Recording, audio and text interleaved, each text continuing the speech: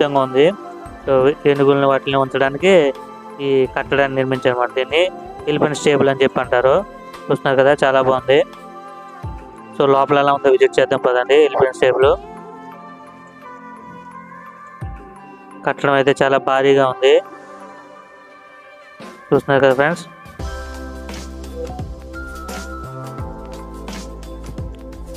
చాలా హైట్ ఉంది. ఇక్కడ చిన్న చిన్న ద్వారాలు కూడా పెట్టారు. ఇక్కడ నుంచి మేబీ మనుషులు మావటి వాళ్ళు ఉంటారు కదా, వాళ్ళు నడవడానికి కోసం అని చెప్పి ఈ చిన్న హోల్స్ పెట్టినట్టున్నారు.